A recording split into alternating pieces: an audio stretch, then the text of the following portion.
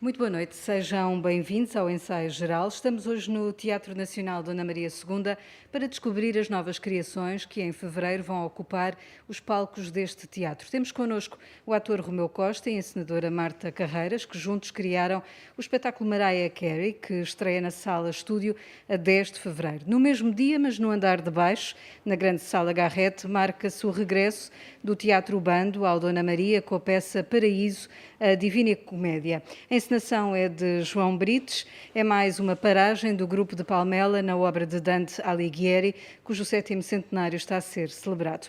Para falar deste espetáculo temos connosco o assistente de encenação, João Neca, a quem começo por perguntar sobre este Paraíso. Teremos em palco os atores Pedro Gil e Sara Belo. Que diálogo é que o Miguel Jesus, que assina o texto, criou a partir de Dante para estas duas personagens? Primeiro que tudo, obrigado pelo convite. Saí do ensaio há pouco, portanto... Vem com a informação toda fresca. Sim, mas ao mesmo tempo, eu acho que ainda não tivemos o tempo para parar, para pensar. Agora estamos aí focados como é que resolvemos aquela cena e a outra. Então esta ideia de chegarmos aqui e termos que refletir um bocadinho sobre o que é que estamos a fazer é assim um exercício interessante. Então, O Paraíso é uma obra extremamente difícil. A primeira versão que nós pegámos no Inferno foi o Vasco Graça Moura, a tradução de Vasco Graça Moura. É muito exigente, é um trabalho extraordinário para manter a rima, terrivelmente exigente para transformar em diálogo teatral. No caso do Purgatório foi Sofia de Mel Brainer, que é extraordinário. Ela própria já está a dialogar,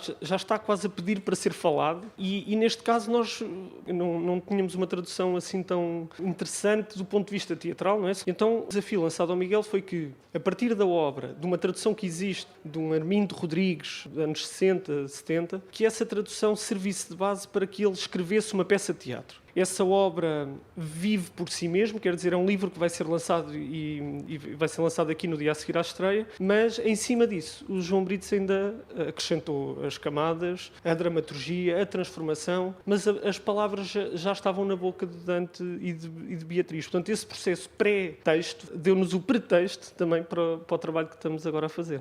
E agora poderia dizer para algo completamente diferente, como dizem os Monty Python, vamos falar de Mariah Carey, vamos falar deste espetáculo. A peça Romeu Costa vai protagonizar na Sala Estúdio. É uma peça que nos remete para o universo da música pop dos anos 90, mas não é de música que se falará, é do gosto. Sim, a música pop é um mote para nós falarmos de muitas outras coisas e explorar aqui uma lógica de espetáculo que vai beber um pouco do dispositivo da lecture performance, não é? Portanto, numa espécie de apresentação científico-artística sobre uma reflexão que se quer fazer, onde a música é o mote, não é? A música pop, a música popular, o guilty pleasure. E vamos mesmo ouvir Mariah Carey? Possivelmente podemos ouvir Mariah Carey.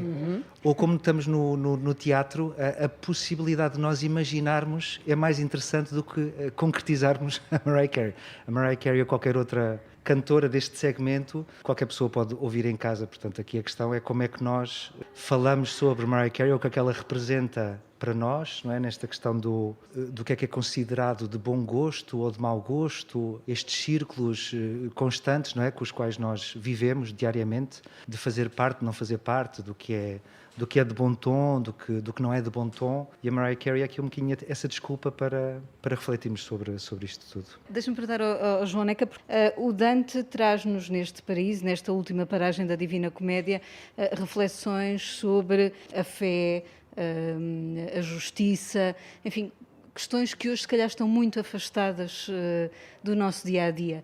Em que sentido é que é pertinente voltar a refletir sobre essas questões? Fala quase sobre tudo, não é? É difícil eleger um tema e, sobretudo, O Paraíso é muito, para mim, é o livro mais interessante, precisamente por essa capacidade de pôr o indivíduo e o problema individual em confronto com o coletivo, a sociedade e de que maneira, e se calhar isso está mais dentro daquilo que nós hoje definimos como o que é o individualismo, o egoísmo, as preocupações que são de cada um e como é que isso, no confronto com a sociedade e com as preocupações de uma comunidade, qual é o choque, não é? E qual é a justiça e se acreditamos ou não que essa ligação tem que ser assim tão separada, não é? Ele escreve Paraíso quase no final da vida. É uma forma de tentar apaziguar-se com a ideia de morte. E então há uma reflexão durante o espetáculo todo sobre essa perspectiva de um final de vida o que ficará para posteriormente, sempre fugindo. Isso também é a nossa abordagem, de que o paraíso, o pós-morte, como é encarado pelas religiões, é uma coisa que será melhor do que a vida terrena. Não é essa a nossa perspectiva no espetáculo. Nós acreditamos que o paraíso é aqui. O que tivermos que concretizar, sob o ponto de vista dessa busca incessante pela felicidade, dessa busca pelo amor, deve ser feito aqui, e que não devemos esperar por uma outra coisa qualquer que ninguém tem a certeza e ninguém sabe o que acontece. Também, como no paraíso também como no inferno e no purgatório, há uma reflexão sobre as religiões. Claro, é uma reflexão que não é uma reflexão, às vezes, literal, ou quase nunca literal, é uma reflexão sob o ponto de vista imagético também, o plano da cenografia, são formas de criar que o público que normalmente vê o bando já está habituado. Eu vou pegar precisamente nessa questão da cenografia para perguntar à Marta Carreiros, no caso da peça Mariah Carey, ela trabalhou a direção plástica e a assistência artística. De que forma é que esta dicotomia deste mundo pop de que o Romeu falava, em contraste com o mundo dito mais intelectual, como é que isto se trabalha, como é que isto se traduz nessa parte plástica, não é? Sim, muito obrigada pelo convite. A plástica deste espetáculo está a apontar, que é lembrar que é um espetáculo feito de origem, que não tem o Dante, as sábias palavras do Dante connosco. Tem as nossas, aquelas que estamos a construir, e que tem a Raquel S., que está a construir connosco o texto. Portanto, é uma experiência incrível desse ponto de vista. A plástica vem disto tudo, portanto, vem do encontro entre o texto que se está a construir, o Romeu enquanto impulso que deu origem a este espetáculo todo, portanto, há um impulso individual que atenta, e também indo ao encontro das tuas palavras, atenta questões do coletivo. Portanto, as nossas pequenas sensações e questões humanas são sempre de muitos, não é? São sempre pertencentes a um coletivo, e o nosso espetáculo tem esse objetivo, que ele não seja só sobre todas estas coisas, mas que seja sobre todos nós. E plasticamente há de ser isso. Há de ser uma construção visual, auditiva, que a cor tem uma música, que todas essas perguntas que estamos a fazer, o que é uma letra, como é que elas nos chegam, o que é ser em inglês, em português, o que é ser pop. E como é uma palestra, não é, permite-nos fazer aqui um jogo constante, não é, entre um pragmatismo, não é, do raciocínio e da intelectualidade, e de que forma é que esse exercício fica no espaço, não é? E ao mesmo tempo, como estamos a falar de músicas e de sensações às vezes tão pessoais, que é uma música para uma pessoa vale uma coisa, para outra pessoa vale outra, portanto, de que forma depois também é que a abstração da emoção também consegue coabitar neste espaço de uma palestra que se propõe ser científica, mas depois eu acho que extrapola para o lado humano. Nós fazemos muitas vezes a pergunta, durante este processo ouvimos, imaginem, não é? Sobre espólios e espólios de música, e lembras sobre musicólogos e estudiosos. Que ações é que a música faz por nós? E quando falam da música, deixem-me perguntar, estamos a falar da música ou estamos a falar por vezes das letras das músicas? Isso é uma também, questão. claro, das letras também. Nós organizámos numa espécie de investigação científica, não é, que o espetáculo se propõe apontar, um questionário que nós lançámos a muitas pessoas para que, ao responderem, nos ajudassem a perceber uma série de coisas. E uma das perguntas que fazíamos a dada altura era: quando uma pessoa ouve uma canção, relaciona-se primeiro com a melodia, com as palavras, não é? Portanto, com a história que conta, ou com ritmo, ou com o ritmo, ou com... E de repente as respostas são muito variadas. E isso foi muito interessante de tentar perceber. Mas a letra, como é óbvio, é um aspecto fundamental na melodia, não é? Porque é a vontade que nós temos de contar uma história através da melodia que as palavras têm, não é? E o que é que se quer... Estou aqui a tentar dominar uma coisa que eu não domino, não é? A tentar falar de uma coisa que eu não domino. Mas a letra... Até ou porque melhor, podemos dizer isto, temos entre nós na plateia o Tiago Torres Tiago da Torres da Silva, que é certamente um dos maiores responsáveis das letras de muitos fados e muitas canções que dimensão todos que nós uma letra conhecemos. pode ter na vida das pessoas. como um poema, não é? É da mesma ordem. Claro. Mas é engraçado que a maioria das respostas tem a ver com... Eu primeiro relaciono com uma sonoridade ou um ritmo, não é? Ela entra antes de eu perceber que história é que está a contar e antes de perceber o significado, porque podem ser coisas noutra língua que nós até cantamos e nem sabemos essa língua. Portanto, o poder da música é isto, não é? O poder é extravasar relação cognitiva, significados, significantes e apenas emanar, não é? Portanto, tem essa cor, tem esse poder. A música vem antes da Tudo, linguagem, vem não antes é? de Vem antes da tudo. linguagem. Há pouco diziam que, no fundo, o teatro fala do todo, do coletivo, e, no fundo, também é isso que este paraíso que o bando traz aqui ao Dona Maria fará também. Que importância tem para o bando vir a este palco novamente, manter esta relação entre as duas margens do rio, entre Palmela e Lisboa? Antes de responder a isso, só dizer que esta última intervenção sobre a música podia ter sido feita por mim acerca do paraíso. Quer dizer, tem mesmo Está muitos tudo pontos certo. de contacto, e estava a pensar que ficaríamos aqui uma noite inteira a falar sobre o que é ser popular, erudito, o que é Dante num lado e Mariah Carey no outro, e se as coisas estão assim tão separadas, porque o Dante é popular há 700 anos, não é? Portanto, alguma coisa faz dele popular, ou seja, alguma coisa faz dele tão lido e tão divulgado. Se fosse tão erudito e tão imperceptível, se calhar não teria esta capacidade. Pronto, mas isto ficará para outras conversas. Mas é muito interessante porque a Para o música... público também que venha ver, Claro. pensar sobre isso. Pronto, é só decidir se começa por cima ou por baixo. Pronto, é só... Exato, tem que ver os dois espetáculos. Decidir. Exato. Pronto, é muito interessante estes pontos de contacto. E a música realmente no Paraíso tem uma importância fundamental. Nós temos 9 músicos em cena, de instrumentistas de sopro, portanto o sopro é um gesto, um som, ou uma ação fundamental e que une uma série de pontas do Quase espetáculo. como se fosse uma outra voz, uma terceira personagem. Sim, o sopro tem uma força, tem uma importância grande, às vezes não é muito perceptível e muito visível. No caso dos instrumentistas de sopro, sim. E, portanto, a libertação do instrumentista, que no princípio se calhar não consegue ainda, porque está aprisionado por esta... São uma espécie de cuidadores, estão em cuidados intensivos, estão neste paraíso, como se estivessem enfiados num vaso de formol, e então não se conseguem quase mexer, tocar, não se ouve música, nem notas musicais, ouvem-se sons, e gradualmente há essa evolução para realmente uma libertação, uma liberdade, como a Marta estava a dizer, dessa expressão maior, ininteligível, muitas vezes, arrepiamos-nos e a gente não compreende porquê, não conseguimos apreender e aceitamos mais facilmente, às vezes, essa abstração na música do que nas palavras, do que na visualidade. Parece que precisamos de perceber. Não, porque podemos não perceber e estamos a perceber, porque o nosso corpo percebe, se arrepia, em princípio, está a depreender alguma coisa. E a música do Jorge Salgueiro, ele procura sempre que a emoção faça parte da partitura, de alguma maneira, e que isso chegue aos espectadores. Então a música tem uma importância extraordinária. A voz da Sara Belo, que já fez o Inferno e o Purgatório, também tem esse percurso, também faz esse caminho, e, portanto, a música é essencial. E o caminho, que era a pergunta, começou em 2012, na altura quando nos estava a ser pedido um plano quadrienal para o Ministério da Cultura, portanto começaria em 2013 e acabaria em 2016, nós fizemos um plano que tinha um quinto ano. Portanto, tinha um espetáculo que iria acontecer em 2017, que era o início da Divina Comédia, sem nós estarmos a pedir financiamento nenhum para esse. Era uma espécie de quimérica, que nós chamávamos de quimérica missão. Era a quimérica missão de que fazemos estes 4 e depois vamos começar o Inferno. E a verdade é que aconteceu. Portanto, em 2017, em maio, estreámos aqui o Inferno. O espetáculo começava ali no Largo de São Domingos, o público entrava pelo palco,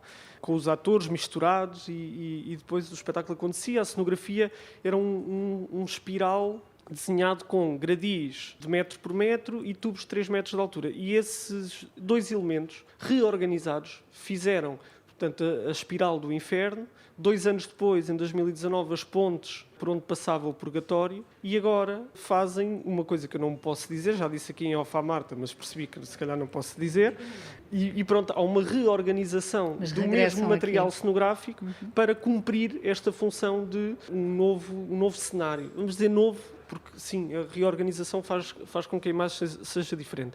O Teatro Nacional Dona Maria esteve desde o princípio nesta coprodução. Eu diria que sem o Teatro Nacional ela não teria sido possível. Foi desde o princípio um desígnio do Tiago Rodrigues ao desenhar este plano também connosco, 2 em 2 anos. Teria terminado nos 700 anos da morte de Dante em 2021, não fosse tudo isto, mas termina agora em 2022 e queremos também que este final da nossa travessia de Dante, nós dizemos, estamos a atravessar Dante ou Dante é que nos atravessa, porque não há, é tão forte, 2 em 2 anos, O bando também mudou, não é? Portanto, 2 em 2 anos, nós também, quando voltamos a pegar na Divina Comédia, dizemos, e agora? Porque não havia desde o princípio a ideia de que, vamos fazer o inferno assim, o purgatório assado e o paraíso daquela maneira. Não, naturalmente estamos a tentar olhar para o presente, e o presente em 2021 era impossível a gente prever isso há 4 ou 5 anos. E então o Teatro Nacional, no primeiro espetáculo, houve uma participação também dos estagiários do Teatro Nacional e do elenco fixo. Em 2019 passámos por aqui e agora voltamos. Portanto, sem o Teatro Nacional, acho que esta caminhada é uma caminhada, sem dúvida, de braço dado. Há mais coprodutores, mas realmente o Teatro Nacional tem uma importância foi no grande. bando que o Romeu Costa começou a Sim, fazer teatro. por acaso foi. Com o João Brites. Com o João Brites, no segundo espetáculo que o bando desenvolveu no novo espaço do Val dos Barris, em Palmela. Tinham acabado há pouco tempo de se mudar, foi em 2000.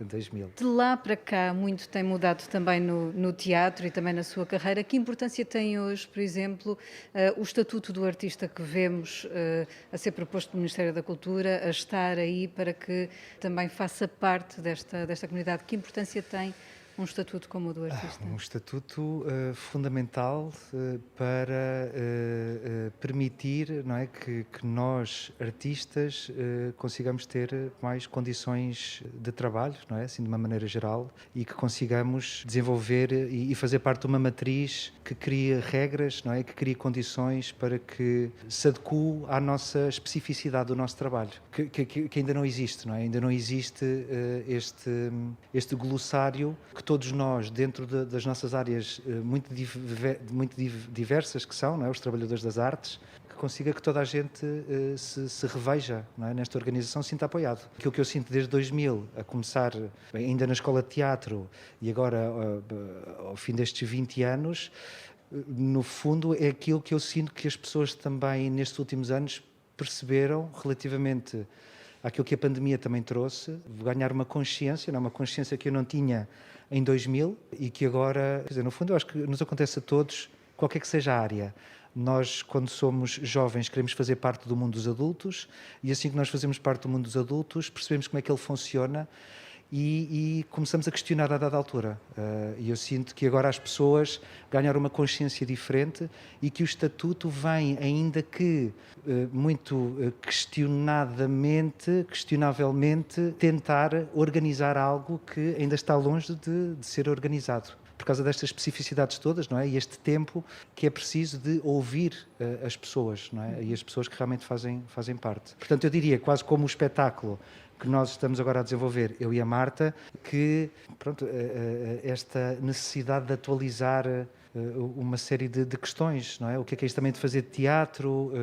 Nós não partimos de um texto, não é? Nós convidamos alguém para escrever uma reflexão que nós queremos fazer através de uma lecture performance, não é? De uma palestra, de um teatro em palestra. Portanto, estamos a questionar também, estamos aqui neste sítio enquanto artistas de repensar muitas coisas e de criar também a nossa associação, agora que criámos agora há pouco tempo, que também foi um passo importante para nós. Sim. Eu queria só ressalvar que o estatuto que está agora cá fora é um esquiço, não é? É um esboço. Exato. E tem o poder de um começo. Eu gosto de ver que é um arranque, não é? Estas coisas demoram muito tempo socialmente a organizar-se, a estabelecer-se, mas está nesse lugar, não é? E eu também acho que a comunidade artista se movimenta, se organiza, mas há uma altura em que as coisas fogem, não é? Que as coisas fogem, mas sou da opinião de que está aí, não é? Esteve um tempo para revisão, houve alterações estruturais, mas que é o primeiro livro sobre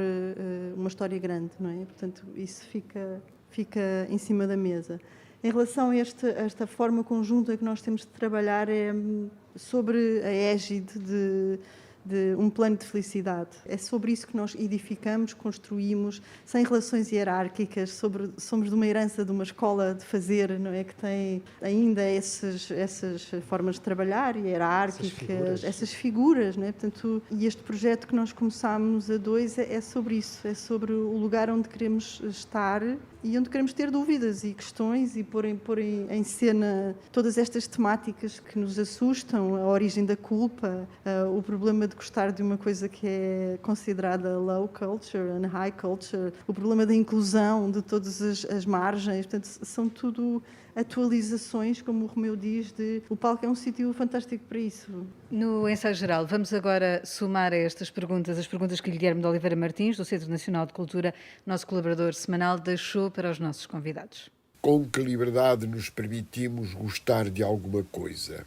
Romeu Costa e Marta Carreiras usam como objeto de estudo a cantora norte-americana Mariah Carey e mergulham no seu universo musical interrogando um dilema ético. O prazer e a culpa encontram-se, como habitualmente. O investigador confessa vergonha e procura entendê-la, entendendo-se. É Portugal, é a sociedade, afinal, a estar em causa. E o teatro procura essa interrogação essencial. Pode a linguagem musical ajudar-nos?